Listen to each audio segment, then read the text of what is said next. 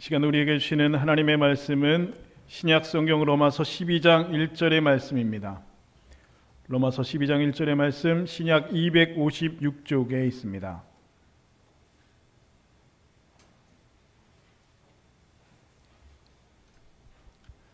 로마서 12장 1절의 말씀. 이 말씀을 좀 화면에 띄워 주시겠습니까? 방송실은. 네. 올해부터는 우리가 우리 하나님 말씀을 받을 때에 하나님 말씀을 우리 경외하는 마음으로, 또 하나님 말씀을 우리가 두렵고 떨리는 마음으로 함께 우리가 자리에서 일어나서 하나님 말씀을 함께 우리 받도록 하겠습니다. 우리 자리에서 일어서 주시기 바랍니다. 제가 이 말씀의 본문을 읽고 이것은 하나님의 말씀입니다 라고 선언하면 여러분 아멘으로 화답해 주시기 바랍니다. 제가 로마서 12장 1절 말씀, 이제 하나님의 말씀을 받들어 봉독해 올리겠습니다. 그러므로 형제들아, 내가 하나님의 모든 자비하심으로 너희를 권하노니 너희 몸을 하나님이 기뻐하시는 거룩한 산제사로 드리라. 이는 너희가 드릴 영적 예배니라. 이것은 하나님의 말씀입니다. 네, 자리에 앉으시기 바랍니다.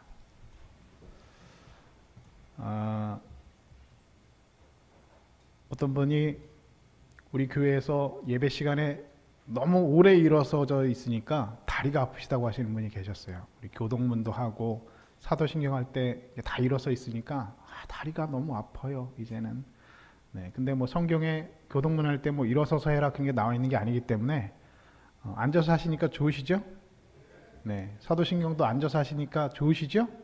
네, 대신에 우리가 그것은 좀 앉아서 하지만 한 번 더 일어나서 하나님 말씀 받을 때 내가 이 하나님의 말씀이 나에게 주시는 하나님의 말씀입니다라고 하는 고백하는 믿음을 담아서 이것은 하나님의 말씀입니다라고 목사가 선언하면 여러분이 함께 그 자리에서 함께 일어서서 아멘 하고 화답하면서 올 한 해는 하나님의 말씀을 이렇게 두렵고 떨리는 말씀으로, 나에게 주시는 말씀으로 받아서 그 말씀 붙들고 승리하시는 저와 여러분 되실 수 있기를 우리 주님의 이름으로 축복합니다. 할렐루야. 먼저 우리 사랑하는 성도들이 새해를 맞는 저희와 여러분, 또 여러분의 가정과 또 여러분의 생업 위에 하나님의 놀라운 은총이 함께 하시기를 주님의 이름으로 축복합니다. 새해는 여러분의 가정이 더 화목하시기를 바랍니다. 새해는 여러분의 모두가 건강의 복을 누리시기를 바랍니다. 새해는 여러분의 지경이 넓어지는, 기업의 지경이 넓어지는 복을 받으시길 바랍니다. 새해는 여러분의 직장이 번성하는 복을 누리시길 바랍니다. 새해는 여러분의 자녀들이 학교생활 잘하고 무엇보다 부모님의 기쁨이 되는 자녀들이 되실 수 있기를 주님의 이름으로 축복합니다. 새해는 무엇보다 하나님 사랑하고 이웃을 더 사랑함으로 그리스도의 제자의 삶을 살아가는 여러분 되실 수 있기를 주님의 이름으로 축복합니다. 새해는 그렇게 우리 교회와 여러분의 마음이 주시는 하나님의 평안과 기쁨이 넘치실 수 있기를 우리 주님의 이름으로 간절히 축원드립니다. 여러분, 이렇게 새해 축복의 말을 전하는 것을 덕담이라고 하죠. 서로를 향하여서 복을 빌어주고 덕담을 할 수 있다는 것은 참 귀한 일인 것 같습니다. 하나님께서 우리에게 새날 또 새해를 주신 것은 우리가 날마다 새로워지기를 바라는 마음 때문일 것입니다. 그렇기 때문에 이스라엘 백성들은 7월 1일, 바로 7월 초하루라고 하죠. 이스라엘 백성들은 1월 1일에 새해가 시작하는 것이 아니라 7월 1일 날, 그날을 나팔절이라고 해서 그날이 새해 첫 시작입니다. 그날 학사 이스라가 포로에서 돌아온 모든 이스라엘 백성들을 모아놓고 말씀 집회를 했다는 것입니다. 그래서 여러분, 신년 특별 새벽 기도회를 왜 하는 것이냐면 그것을 그냥 뭐 새해 첫날이라 하는 것이 아니라 이스라엘 백성들이 수문학 광장에 모여서 울면서 하나님의 말씀을 받고 그날에 말씀 집회를 하고 부흥 집회를 하고 학사 에스라가 하나님 말씀을 선포했을 때 온 백성이 아멘 아멘 하면서 울었던 그 말씀 집회, 그 수문학 광장의 기도회, 그 부흥 집회를 기념하면서 우리가 새해 첫날 예배를 드리고 또 일주일 동안 그 말씀 집회, 또 특별 새벽 기도회를 하는 것입니다. 우리 내일부터 특별 새벽 기도회 시작하는데 여기 계신 분들은 다 참석하셔서 올 한 해 우리가 첫 시간을 하나님 앞에서 그 말씀을 내 마음 속에 받아들이고 그 말씀을 내 삶 속에서 살아나겠다는 믿음의 결단으로 말씀으로 승리하는 2023년 새해가 되실 수 있기를 우리 주님의 이름으로 축복합니다. 하나님께서 우리를 새로워지시길 원하기 때문에, 날마다 변화되어지길 원하시기 때문에 우리에게 새 날을 주시고 또 새해를 허락하신다는 것입니다. 무엇이 새로워져야 되겠습니까? 먼저는 근본적으로 우리의 마음들이 날마다 새로워져야 됩니다. 우리 교회가 개혁교회의 전통을 따르고 있다고 지난번에 말씀드렸죠. 그래서 여러분, 개혁교회는 영어로 Reformed Church, Reforming Church라고 합니다. Reforming이라고 하는 것은 개혁되어져 가고 있는 중, 현재 진행형입니다. Reformed Church, 개혁이 완료된 교회가 아니라 지금도 끊임없이 오늘도 개혁되어지고 내일도 개혁되어지고 내일 모레도 변화되어지고 개혁되어지고 있는 중인 교회가, 완성된 교회가 아니라 그렇게 이루어져 가고 있는 교회가 바로 개혁교회라는 것입니다. 오늘 여러분, 우리들도 마찬가지죠. 우리들도 여러분 지금도 변화되어져 가고 있는 중입니다. 변화가 끝난 것이 아닙니다. 개혁이 완료된 것이 아닙니다. 완성된 것이 아닙니다. 천국 가는 그날까지 우리는 하나님 앞에서 변해져 가는 모습으로, 하나님 앞에서 온전한 모습으로 새로워지고 변해가고 있는 그런 성도의 삶을 과정 가운데 우리는 살아가고 있다는 것. 이 과정은 우리가 천국 가서 하나님 앞에 서는 그날까지 계속되어야 되는 영적인 작업입니다. 근본적으로 그래서 우리는 날마다 새로워지고 날마다 변화되어지고, 어저께 변화되어지면 오늘도 변화되어지고 내일도 변화되어져서 날마다 새롭게 되어지는 것이 바로 하나님의 뜻이고, 새날과 새해를 주신 우리 하나님의 뜻임을 믿으시는 여러분 되실 수 있기를 주님의 이름으로 축복합니다. 대한민국 국민이라면 4대의 의무가 있죠. 국방의 의무, 납세의 의무, 교육의 의무, 근로의 의무. 이것이 여러분 대한민국 국적을 가지고 있는 사람들이 지켜야 될 4대 의무입니다. 우리는 예수를 믿는 사람들을 가리켜서 하나님의 백성이라고 하고, 하나님의 백성이라고 하는 사람들은 어떤 사람들이냐? 육신은 이 세상 가운데 각자의 국적에 따라서 우리나라 사람들은 대한민국이라는 이 나라에, 이 땅에 속해서 살고 있지만, 우리는 우리의 영적으로 하나님의 통치 가운데, 하나님의 주권과 하나님 나라의 통치 가운데 오늘 살아가고 있는 사람들을 하나님의 백성이라고 말하는 것입니다. 그래서 여러분, 우리는 대한민국 국민임과 동시에 하늘의 백성, 바로 저 천국의 시민권을 가진 천국의 백성, 하늘의 백성의 하늘의 백성의 신분을 가지고 있는 사람이라는 것입니다. 따라서 우리는 하나님의 나라의 백성이기 때문에 역시 하나님의 나라의 백성으로서 가져야 될 의무가 있는 것이죠. 그런데 여러분, 이 세상 나라와 우리가 살고 있는 이 세상 나라, 이 대한민국이라는 이 육신에 속한 이 나라와 우리 하나님 나라, 이 영적인 속한 그 하나님 나라에 속한 그 나라와 다른 점이 한 가지가 있습니다. 이 세상 나라는요, 법으로 사람들을 다스리죠. 어느 시골 학교에서 선생님이 심판을 보고요, 학생들이 피구를 하는데 20명이 피구를 하다가 죽는 사고가 일어났다고 해요. 왜 20명이나 죽었느냐? 10명은 금을 밟아서 죽었고 10명은 공을 맞아서 죽었답니다. 우리말로 아웃이라고 하지 않고 죽었다라고 하잖아요. 여러분, 피구에서 공 맞으면 어떻게 되는 거예요? 죽은 겁니다. 금 밟으면 어떻게 되는 거예요? 죽은 겁니다. 그래서 선생님이 심판을 보다가 금을 받는 아이가 나타나면 가차없이 야, 너 죽었어, 나가.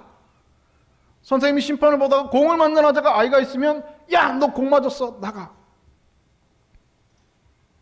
여러분, 이것이 세상의 법이라는 것이죠.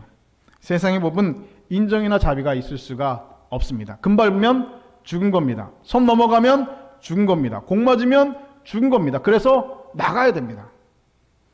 어떤 선을 그어놓고 세상은 그 선 밖으로 나가는 사람은 가차없이 죽은 것이라고 징계를 합니다. 이 세상은 법으로 그렇게 우리를 다스리고 우리 인간들을 다스리고 있습니다. 그런데 하나님 나라의 법은 다르다는 거예요. 하나님 나라의 법은 다르다. 오늘 보면 1절에 이렇게 말씀하고 있죠. 그러므로 형제들아, 내가 하나님의 모든 자비하심으로 너희에게 권하노니. 무엇으로 권한다고요? 자비하심으로 너희에게 권한다 말씀하고 있죠. 하나님의 법은 여러분 무엇입니까? 자비하심입니다. 세상의 법은 금 밟으면 죽은 것이고 선 밟으면 죽은 것이지만 하나님의 법은 그렇지가 않습니다. 자비하심으로 하나님의 법은 우리를 통치해가고 계십니다. 하나님은 물론 이 세상에 누구보다 공의로우시고 공정하신 분입니다. 죄의 값은 사망이라 말씀하신 대로 모든 사람이 죄로 인해 사망의 값을 받고 있습니다. 그러나 하나님께서 그 사망의 값을 예수 그리스도를 통해서 우리에게 대신 지불해 주셨습니다. 하나님은 그러나 여전히 그 십자가의 공의로 우리를 다스리시고 공의로우신 하나님이시라는 것이죠. 그러나 동시에 하나님은 자비로우신 분이십니다. 하나님이 자비하심이 아니었다면 세상에 그어놓은 그 선 밖에 있는 오늘 우리들, 이 세상의 기준으로는, 세상의 법으로는 어긋나지 않지만 하나님 나라의 율법에는 분명히 어긋난 삶을 살아가고 그 선 밖에 살아가고 있는 우리들, 하나님이 자비하시 아니면 이 자리에 있을 만한 사람이 단 한 사람도 없다는 것이죠. 저 역시도 하나님의 자비하심이 아니었다면 여러분 제가 여기서 설교할 수 있었을까요? 불가능한 일입니다. 여러분들은 어떻습니까? 하나님이 자비하심이 아니면 여러분 그 자리에서 하나님 앞에 여러분 예배드릴 수 있었겠습니까? 아닙니다. 하나님이 자비하심으로 예수 그리스도를 십자가에서 못 박게 우리를 위해서 내어주시지 않은 그런 구속의 십자가의 사건이 아니었으면, 그 자비하심이 아니었으면, 그 사랑이 아니었으면 우리가 하나님 앞에 감히 설 수 있는 사람이 단 한 사람도 없다는 것이죠. 그러나 오늘 예수 그리스도께서 우리를 위해서 십자가에서 죽으심으로 둘이 하나가 되시고 화평이 이루시고 성소 휘장을 찢어서 둘로 찢으시고 우리가 믿음으로 담대히 성소를 향하여서 하나님의 그 보좌 앞으로, 하나님의 그 지성소로 믿음으로 오늘 담대히 나갈 수 있게 되었다는 것입니다. 그럼에도 여러분, 때로 하나님께서는 이렇게 자비하심으로 우리를 다스리시고 통치하고 계시지만 때로 하나님께서는 우리를 무섭게 하실 때가 있습니다. 이렇게 하지만 너 혼날 줄 알아? 하면서 우리에게 말씀하실 때가 있습니다. 여러분도 때로는 하나님 말씀 잘 안 듣다가 매를 맞은 적도 여러분 있으시지요? 간증하시는 분들 보면 주요한 여러분 레파토리가 무엇입니까? 내가 이렇게 하나님 뜻대로 안 살고 내 마음대로 이렇게 살다가 하나님 앞에 매를 맞아서 이렇게 어려움이 있었고, 이렇게 병이 들었고, 이렇게 망했고, 그런 여러분 주요한 레파토리가 여러분 그렇잖아요. 여러분도 그 정도 레파토리는 아니지만 그래도 하나님 앞에 하나님 말씀 잘 순종하지 않고 불순종했다가 매를 맞으셨던 분들 몇 분 계시죠? 제가 신방하다 보니까 목사님 제가 옛날에 불순종하고 하나님 말씀대로 살지 않아서 매를 맞은 적이 있습니다 라고 스스로 고백하시는 분들이 있으시더라고요. 여러분 그런 경험들이 우리 신앙생활에도 있습니다. 그때 여러분 하나님 자비하신 분이라고 하는데, 하나님 사랑이신 분이라고 하는데 왜 하나님 저에게 매를 드십니까? 왜 저를 때리십니까? 라고 여러분 생각하셨을 수도 있습니다. 그러나 여러분 그것은 하나님께서 그렇게 하지 않으면 안 되는 분명한 이유가 있기 때문이었다는 것이죠. 우리가 결코 해서는 안 될 일들을 했기 때문이라는 것입니다. 그런 일에는 하나님께서 우리의 의견을 묻지도 않으십니다. 권하지도 않으십니다. 자비하심으로 하는 것이 아니라 하나님의 뜻대로 그냥 이루어 가신다는 것이죠. 여러분 집에 있는 자녀들이 공부 안 할 때 부모님들이 뭐라고 말합니까? 야, 너 공부 안 하면 다음에 어떻게 되는 거 한번 보자. 그때 가서 후회해도 난 모른다. 여러분 그러고 여러분 그만둡니까? 그렇지 않습니다. 그것은 뭐 한번 해볼 수 있는 문제가 아니죠. 너 그렇게 공부 안 하도 나중에 어떻게 돼도 잘못돼도 난 모른다. 이렇게 말하는 부모는 없습니다. 이건 한번 해볼 수 있는 문제가 아니라는 것입니다. 공부 안 하면 어떻게 되는가 보자. 그냥 내버려두다가 나중에 그것 봐, 너 공부 안 하니까 그렇게 된다고 얘기했지. 이렇게 할 만한 문제가 아니라는 것입니다. 왜냐하면 우리의 인생은 단 한 번의 기회밖에 없다라는 것입니다. 요즘에 여러분 젊은 사람들이 하는 말 중에, 유행하는 말 중에 이런 말이 있어요. 이번 생은 망했다. 이번 생은 망했다. 그럼 이 말이 자주 섞인 말인데요. 이번 생은 망했다는 거예요. 이번 생은 틀렸다는 거예요. 포기한다는 거예요. 그럼 다음 생이 있습니까? 다음 생 있어요? 그런 거 없어요. 이번 생은 망했으니까 다음 생은 기도한다. 그럼 인도 사람들은 그런다고요. 내가 인도 사람 이번 생은 망했으니까 이번 생은 이렇게 힘들게 살아가니까 내가 덕을 많이 쌓아 다음 생에는 더 좋은 신분의 사람으로, 더 좋은 카스트의 사람으로 내가 다시 환생하는 것이 그 사람들의 목적이라고 합니다. 그래서 인도 사람들은요, 그 힌두교를 믿기 때문에, 환생을 믿기 때문에, 윤회를 믿기 때문에 지금의 고통을 그렇게 참아내며 살 수 있대요. 그럼 성경은 여러분 한 번 죽는 것은 사람에게 정한 것이고 그 이후에는 반드시 무엇이 있다고요?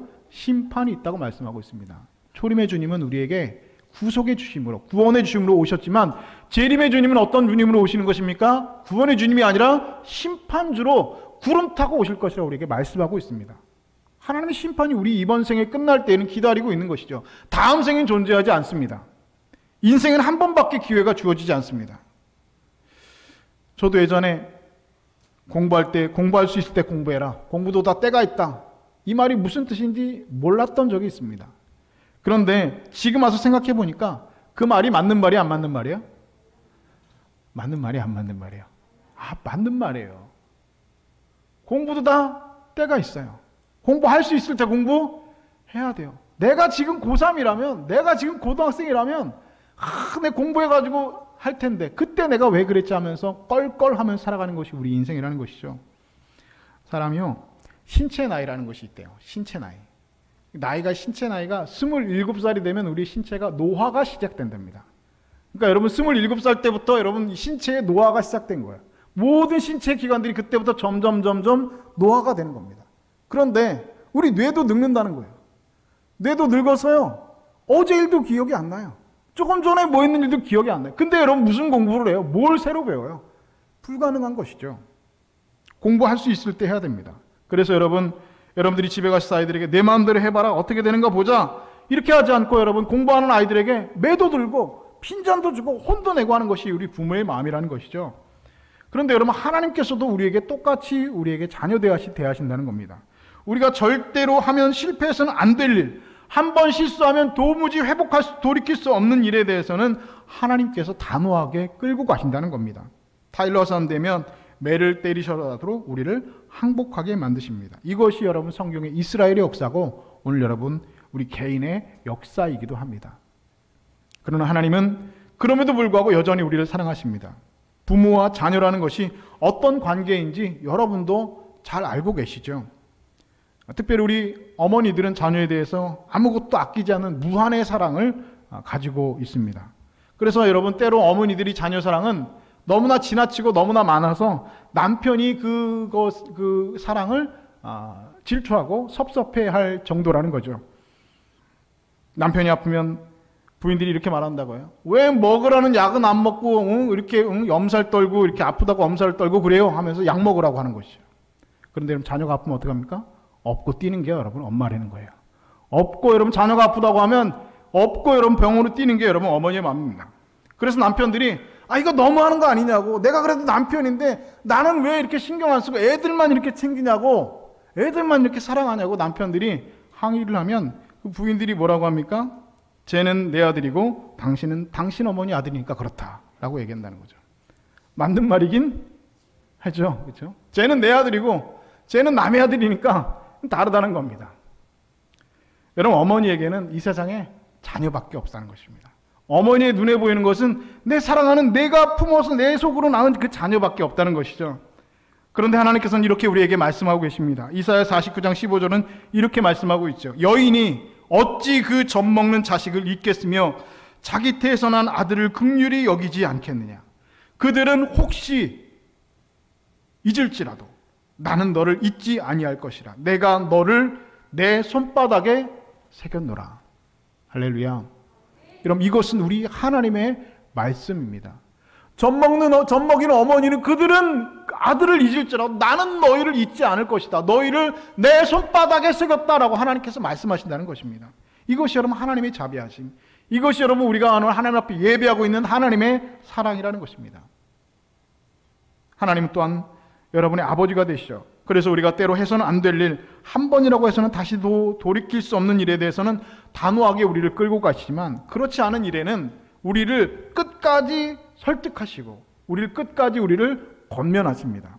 그래서 오늘 본문 말씀대로 그분의 자비하심으로 우리에게 권한다라고 말씀하고 있죠. 권한다. 무엇으로 권한다? 자비하심으로, 인내하심으로. 그러니까 하나님께서 우리에게 권면하시는 것은 지금 하나님께서 뭐하고 계신 거예요? 참고 계신 겁니다. 자비하고 계신 겁니다. 사랑하고 계신 겁니다. 그것이 끝난 것이 아니라 여전히 하나님 참고 우리에게 뭐 하고 계신다? 권하고 계신다. 너 말로 할 때 잘 들어. 말로 할 때 하면 어떻게 된다? 맞는다. 그렇죠? 우리 부모님들이 요즘에 그 자녀들에게 하는 말이 있대요. 너 이거 해라. 그럼 뭐 하죠? 너 방치요. 그다음 하나, 둘, 셋. 여러분 이거 많이 하시지 않아요? 저 많이 할까요? 안 할까요? 네. 네, 감사합니다. 네. 그럼 오늘 본문에서 하나님께서 인내하시면서 자비하심으로 우리에게 권면하고 계십니다. 그 권하신 내용이 무엇이냐? 너희 몸을 하나님께서 기뻐하신 거룩한 산 제사로 드리라. 이는 너희가 드릴 영적 예배니라 말씀하고 있습니다. 이것은 여러분 하나님께서 자비하심으로 인내하시고 참으시면서 우리에게 권면하신 것. 말로 할 때 들어라. 이것이 영적 예배다. 너희 몸을 거룩한 산 제사 하나님 앞에 드려라. 왜 그럴까요? 그러지 않는다는 거예요. 영적 예배를 드리지 않는다는 거예요. 거룩한 산 제사로 드리지 않는 거예요. 너희 몸을 드리지 않는다는 거예요. 그러니까 하나, 둘, 셋, 자비하심으로 너희를 권한다. 말로 할 때 들어라. 영적 예배를 드리라. 하나님께서 우리를 자비하심으로 권면하고 있는 겁니다. 오늘 여러분 이것만 기억하시면 돼요.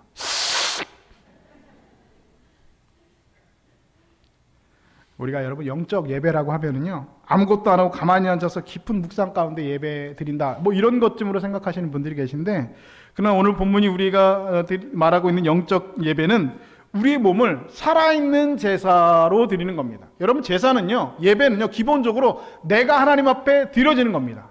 내가 죽는 거예요. 내가 제물이 돼서 죽는 거. 구약의 제사 여러분 어떻습니까? 그 제물이 어떻게 되는 거예요? 죽이는 거예요. 피를 다 뿌리고 각을 뜨고 번제물로 태워서 뼈와 살을 분리해서 드리는 겁니다. 제물이 죽지 않으면 여러분 소용이 없는 예배입니다. 뿐만 아니라 그 제물을 고를 때도 그 제물이 여러분 제사장 앞에 드릴 때 그냥 드리나요? 가져온 대로 다 드리잖아요. 검사합니다. 이게 흠이 있는 건지 없는 건지, 이 제물이 하나님 앞에 깨끗하게 온전히 드려질 만한 제물인지 아닌지 제사장들이 검사해요. 그래서 오늘 우리도 예배도 하나님 앞에 흠 있는 예배도 있을 수가 흠 있는 제물이 있을 수도 있다는 거죠. 그러다 여러분, 우리 사주의 시간에 여러분 나 같은 죄인 살리신 여기 하잖아요. 그 음악 감상하고 계시면 안 돼요. 아, 피아노 잘 치고 있네? 그러는 거 아니. 그 시간에 뭐 하는 거예요? 내가 흠 있는 제물이면 하나님 앞에서 내 흠을 씻어내는 거예요. 회개하는 거예요. 내가 죄인이지만 하나님 앞에 용서된 의인으로 변하고 있는 시간이 그 시간인 거예요. 목사가 먼저 기도하고 사주의 기도를 하고, 여러분들이 그 시간에 음악 감상하지 마시고 내 죄를 일주일 동안 하나님 앞에 빠르게 기도하셔야 돼요. 그리고 나면 목사가 사죄의 확신을 하는 거죠. 성경 말씀으로. 그리스도 예수 안에 있는 성령으로 너희를 용서하노라 하면서 사죄의 선언한 겁니다. 그런데 그것을 믿는 사람은 아멘으로 화답하고 다시 오늘도 하나님 앞에 깨끗한 제물이 되어서 드려지는 게 산제사, 산예배 아니겠습니까? 여러분, 우리가 산제사를 드리는 건 우리의 머릿속에 있는 것이 아닙니다. 생각으로 되는 것이 아니고 말로 되는 것이 아니고 실제로 나의 삶을 하나님 앞에 드려야 되는 것입니다. 흠 있는 제물로 받는 것이 아니라 흠 있는 제물로 제사로 하나님 앞에 예배로 드려지는 것이 아니라는 것입니다. 내 삶을 하나님 앞에 내어 드리는 겁니다. 우리나라 군대 세 가지 군대가 있죠. 세 가지 군대 뭐죠? 육해공군이 있잖아요. 육해군. 육군, 해군, 공군인데 그 중에 제일은 뭡니까? 육군입니다. 육군. 제가 뭘까요? 육군입니다. 육군.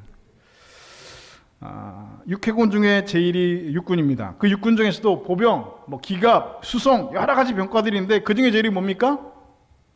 보병입니다. 보병. 네, 일빵빵이라고 하죠. 군대용어로 말하면 일빵빵이 제일입니다. 그래서 여기도 일빵빵 보병들이 많이 몇 분 계신 것 같은데, 그래서 여러분 제가 이렇게 지나고 보니까 살면서 괜찮은 분들은 주로 일빵빵 보병 출신들이 굉장히 많습니다. 제가 뭐 출신일까요? 저는 보병 출신, 저는 운전병 출신. 전화 왔습니다. 전화. 네, 저는 일빵빵이 아니라 운전병 출신인데 이렇게 보니까 훌륭한 분들은 다 보병 출신들이 많습니다.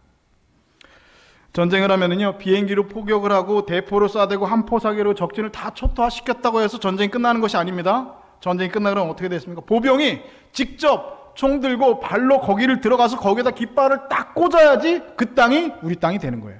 아무리 거기다가 포스하고 아무리 다 해놔도 보병이 들어가서 깃발 꼽아야지 그게 여러분 전쟁이 끝나는 거고 내 땅이 되는 겁니다. 그래서 여러분 보병이 제일이라는 거예요. 우리 신앙생활도 마찬가지입니다. 여러분, 신앙생활이라는 건요, 내가 발로 밟는 그곳까지가 딱 내 신앙생활입니다. 머릿속에 있는 게 신앙생활이 아니라, 머릿속에 말로 하는 게 그 사람의 믿음이 아니라, 내 믿음과 내 신앙생활은 내가 직접 발로 걸어가서 밟는 그곳까지가 딱 우리의 신앙생활이고 딱 여러분의 믿음 생활이에요.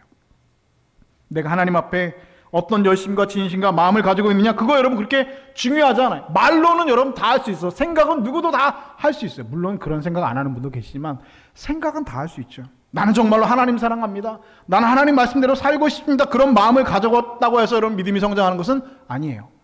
내가 그런 생각을, 마음을 가졌다고 해서 내 신앙생활이 여러분 그것과 연결되는 것은 아니라는 것입니다. 생각과 행동이 무조건 연결되는 것이 아니에요. 내가 하나님 사랑하고 말씀대로 살겠다 여러분 다짐했다고 해서 그것이 여러분 내 믿음과는, 내 신앙과는 연결되는 것이 아닙니다. 실제로 내 생활 속에서 만나는 사람들과 내 삶 속에서 되어지는 일들 속에서 하나님의 말씀대로 살려고 애를 쓰고 힘을 내고 울고 싸우고 넘어지고 쓰러지고 하는 그 과정, 그 삶이 하나님 말씀대로 살려고 애쓰는 것, 그것이 여러분의 신앙생활입니다. 그래서 여러분이 받는 것 딱 거기까지가 여러분의 신앙이라는 거지, 생각 그렇게 중요하지 않습니다.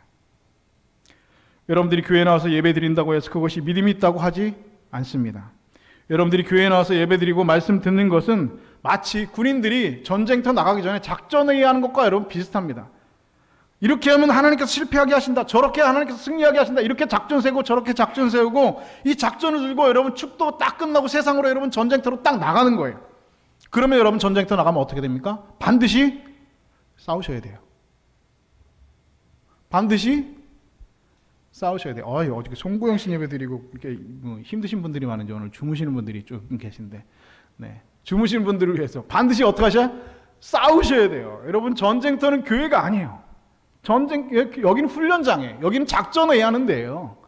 여러분 진짜 전쟁터, 진짜 싸워야 될 때는 교회에서 싸우지 마시고 어디 나가 싸우셔야 돼요? 밖에 나가 세상에서 싸우셔야 돼요. 뭐와 싸우셔야 돼요? 세상과 싸우셔야죠. 골리앗과 싸우는 겁니다. 하나님 말씀 들고 싸우는 겁니다. 세상과 선한 싸움하는 겁니다. 사단과 싸우는 겁니다. 그리고 내 자신과 싸우는 겁니다. 그래서 여러분 우리의 전쟁터는, 우리의 여러분 필드는 어디입니까? 교회가 아니에요. 세상입니다. 작전회의 하고 여기서 훈련받고 나가는 겁니다. 내 발로 하나님 말씀대로, 하나님 작전대로 싸워서 승리를 거두고 내가 발로 밟는 땅이, 전쟁에서 승리하는 땅이 있어야 된다는 것입니다. 여러분들이 자기가 신앙생활 제대로 하지 못한 책임 하나님께 돌리는 분들이 계시죠. 하나님, 사실 나는 그렇게 하고 싶지 않았습니다. 그런데 어쩔 수 없이 그렇게 됐습니다. 이것이 여러분 아담이 했던 하나님 앞에 핑계입니다. 여러분 우리는 우리의 생명이 하나님 손에 달려있는 거 다 믿죠. 하나님께서 여러분 우리의 삶에 은나라 뚝딱 금나라 뚝딱 하면서 해결해 주시는 것이 결코 아니라는 것이에요. 우리의 생각까지도 하나님께서 주관하시는 것이 아닙니다. 하나님께서 해주시는 것이 있고 우리가 감당해야 될 몫이 분명히 있다는 것이죠. 여러분들 예를 들어서 원수를 사랑하게 해달라고 기도를 했습니다. 그런데 제 경험으로 말하면 원수를 사랑할 수 있게 기도를 하면 하나님께서는 원수를 용서할 수는 있대 사랑은 할 수가 없는 단계까지만 합니다. 용서하는 마음까지는 하나님께서 주세요. 그리고 그 다음에 사랑하는 일은 우리 자신의 몫입니다. 그 원수를 찾아가야 되고 밥을 사줘야 되고 사랑해야 되고 내 속을 그냥 부글부글 썩으면서 억지로 사랑해야 되는 게 여러분 그게 우리 몫인 겁니다. 하나님께 사랑하는 마음까지 우리에게 뻥 하고 주시는 것이 아니라는 겁니다. 저는 요즘에 아이들의 가장 해를 끼치는 영화가 슈퍼맨이라는 영화 같아요. 여러분 슈퍼맨 영화 보면 어떻습니까? 뭔가 위기를 당한 사람이 있으면 위기를 당한 사람이 있는데 가만히 있으면 저 하늘에서 슈퍼맨이 확 날아서 사거리를 확 끼고 구출해서 날아가 버리죠. 아이들에게 여러분 좋지 않은 영화입니다. 위기를 만났으면 그 위기의 원인이 무엇인지 분석하고 그 위기를 벗어나기 위해서 지혜를 짜내고 용기와 인내로 헤쳐나야 되는데 갑자기 하늘에서 슈퍼맨 하고 날아서 서리 끼고 날아가서 그 문제를 완전히 해결해 준다는 겁니다. 여러분 배울 것이 하나도 없는 거죠. 신앙생활도 마찬가지입니다. 여러분들이 기도했다고 해서 하나님께서 모든 문제를 대신 다 해결해 주지는 않는다는 것입니다. 여러분들이 직접 발로 밟는 땅이 있어야 합니다. 난 하나님 사랑합니다. 눈물로 찬송 부르면서 마음속에 미움과 시기와 질투를 가득 담아두는 것, 여러분 그것은 믿음이 아니라는 것이죠. 나를 포기하고 내 자리에 십자가를 대신 세우는 역사가 있어야 된다는 것입니다. 그래서 하나님의 뜻대로 여러분 하나님의 산자세로 우리의 삶 속에서 전쟁을 하려고 하면 그 시간부터 여러분 외로운 싸움이 시작되는 겁니다. 선한 싸움이 그 자리에서부터 시작되는 거예요. 정신병에 걸린 사람 특징이 뭔지 아세요? 제가 오늘 송구영 씨 예배 때 얘기했는데 정신병 걸린 사람 특징. 네? 네. 웃는 거예요. 웃는 거. 그리고 귀에다가 뭘 꽂고 다녀요? 꽃을 꼽았다. 그러면 이제 조금 귀에다 꽃 꼽은 사람 특징이 뭐예요? 항상 웃어요. 하하 웃어요. 포기했으니까 웃는 겁니다. 정신병에 그래서 초기 증세는 우울증인데요. 자기 자신과의 싸움이 시작된 겁니다. 두 자아가 서로 싸우는 겁니다. 제대로 된 자아가 자기를 지키려고 애를 쓰기 때문에 그 싸움이 힘들으니까 우울증에 걸리는 거예요. 그러다가 그게 발전이 되면 다 포기하고 맨 나중에 어떻게 되는 거예요? 웃는 거예요. 포기하는 거. 하하하하 그게다 꼭 꽂고. 그게 정신병이에요. 그게 여러분 정신줄 놓는 거예요. 웃기 시작하면 여러분 그때는 끝난 겁니다. 이제는 싸움이 끝나고 잘못된 자아가 내 안에 잘못된 자아가 내 자아를 이기고 승리한 겁니다. 그래서 여러분 그 순간부터 평화가 찾아옵니다. 하하하하 평화가 찾아오죠. 그러나 여러분 그 평화는 거짓 평화입니다. 그 평화는 여러분 거짓 평화입니다. 세상이 주는 사단이 주는 거짓 평화입니다. 오늘 우리 가운데도 이런 거짓 평화를 누리고 계신 분들이 있습니다. 신앙생활 하는데 아무런 갈등도 없고 아무런 걱정도 없고 아무런 싸움도 내 안에 없다는 것이죠. 늘 평안해요. 여러분 마음속에 제대로 신앙생활하고 노력하는 하나님의 법이 여러분 사망의 법과 싸워서 사망의 법이 여러분 승리했다는 겁니다. 하나님의 법이 패배한 겁니다. 그런데 그 상태로 만족하면서 뭐를 누리고 사는 겁니까? 거짓 평화를 누리고 사는 거예요. 하하하하 평안해. 나는 늘 평안해. 왜 평안해요? 안 싸우니까 평안하죠. 왜 안 싸워요? 졌으니까. 여러분 성도의 삶은요 재물되는 삶입니다. 십자가의 삶입니다. 싸우는 삶입니다. 아픔이 있고 눈물이 있고 무릎 꿇고 눈물이 있는 회개의 눈물이 있는 삶이 여러분 진짜 여러분 삶입니다. 신앙이 좋다는 것은 무엇입니까? 그 사람 흘리는 눈물의 양과 비례한다고 그래요. 그러나 그것이 내가 바로 산제사를 하나님께 드리고 있다는 증거가 된다는 사실을 여러분 꼭 기억하실 수 있길 바랍니다. 오늘 여러분들이 아무런 갈등 없이 신앙생활을 하고 있다면 1년 전의 내 신앙과 오늘 여러분의 신앙의 변화가 얼만큼 일어난지 한번 생각해 보실 수 있기 바랍니다. 내 몸을 하나님께 제물로 드리고 있지 않다는 이야기입니다. 머리로만 마음으로만 입술로만 신앙생활하고 있을 뿐 내 발로 밟는 신앙의 영역이 없다는 겁니다. 그러니까 세상이 주는 거짓 평화, 사단이 주는 그런 과자 부스러기 같은 그 평화를 누리면서 여기에 만족하면서 산다는 것이죠. 하나님께서 주시는 그 영원한 기쁨과 영원한 평화를 누리지 못하고 사단이 주는 요 조그만 과자 부스러기 먹으면서 거기에 만족하면서 거짓 평안 가운데 하하하하하. 그럼 하나님께서 뭐라고 말씀하시죠? 오늘 뭐만 기억하면 된다고요? 오늘 설교 제목을 그걸로 정할 거 그랬어요. 이걸로 정하죠. 여러분 오늘 어떤 평화를 여러분 누리고 계십니까? 여러분 하나님 주시는 평화 여러분 누리고 계십니까? 아니면 세상이 주는 여러분 거짓 평화 가운데 만족하고 사시고 계십니까? 여러분이 누리고 있는 평화는 하나님이 주시는 평화입니까? 아니면 세상이 주는 사단이 주는 평화입니까? 오늘 여러분들은 하나님께서 말씀 통하여서 예배를 통하여서 영적인 평화, 세상이 줄 수 없는 그런 평화를 여러분 누리고 계십니까? 아니면 이 세상과의 전쟁하는 거 포기하고 그대로 순응하면서 복음을 포기하고 믿음도 포기하고 산 제사도 포기하고 사단이 주는 그 조그만 그 과자 부스러기 같은 그 평화에 만족하면서 거짓 평화에 만족하면서 그것이 평화인 줄로 착각하면서 여러분 오늘도 우리는 살아가고 있지는 않습니까? 사랑하는 여러분, 오늘 하나님 앞에 예수 그리스도의 피 묻은 복음 앞에 예배자로 사신 여러분 되실 수 있기를 주님의 이름으로 축복합니다. 2023년 우리 교회 표, 우리 교단의 표가 여러분 무엇입니까? 복음의 사람 무엇으로 살게 하소서? 예배자로 살게 하소서. 여러분 그렇게 오늘 피 묻은 그리스도의 복음 앞에 오늘 살아있는 제사를 드리는 하나님 앞에 드리는 온전한 예배자로 사신 여러분 되실 수 있기를 주님의 이름으로 축복합니다.